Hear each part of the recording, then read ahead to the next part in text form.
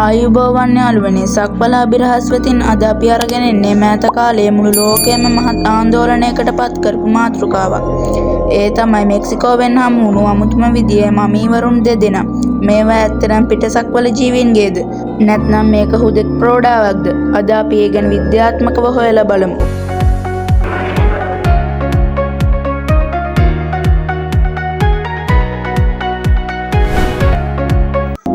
මේ සිද්ධිය ආරම්භය වුණේ මෙන්න මෙහෙමයි.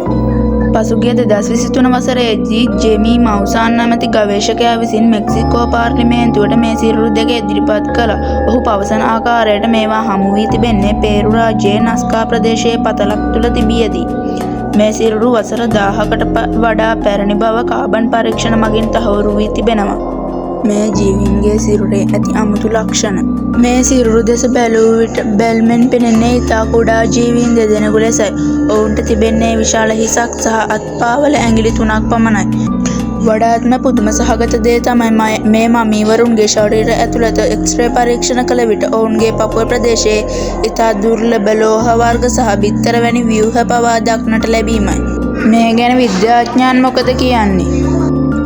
සමහර විද්‍යාඥයන් පවසන්නේ මේවා පෘථිවියේ කිසිදු ජීවියෙකුට සමාන නොවන බවයි. පෘථිවියේ ජීවීන්ගේ DNA වලට වඩා 130ක් පමණ වෙනස් DNA ව්‍යුහයක් මෙහි තිබිය හැකි බවට මත පළ වෙනවා. මේ නිසා බොහෝ දෙනා විශ්වාස කරන්නේ මොවුන් ඈත අතීතයේ පෘථිවියට පැමිණි පිටසක්වල ජීවීන් විය හැකි බවයි. සැක සහිත කරුණු. කෙසේ වෙතත් මේ පිළිබඳව විවේචන නැත්තේම නැහැ. ඇතැම් පර්යේෂකයින් පවසන්නේ මේවා පැරණි මිනිස් අස්ථි සහ සත්ව කොටස් එකතු කර සාදන ලද නිර්මාණ විය හැකි බවයි. මේ සම්බන්ධයෙන් තවමත් පර්යේෂණ සිදු වෙමින් පවතිනවා. අපි දැන් ඉන්නේ මේ වීඩියෝ එකේ අවසාන තත්පරයේ. ඉතින් යාළුවනේ ඔයාලා මොකද හිතන්නේ? මේවා ඇත්තටම පිටසක්වල ජීවීන්ගේ මමීවරුද? නැත්නම් මේක රැවටීමක්ද? ඔයාගේ අදහස අනිවාර්යෙන් පහලින් කමෙන්ට් කරන්න යන්න.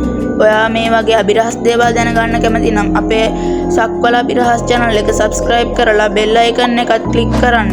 තවත් මෙවැනිම වීඩියෝවකින් හමු වෙමු.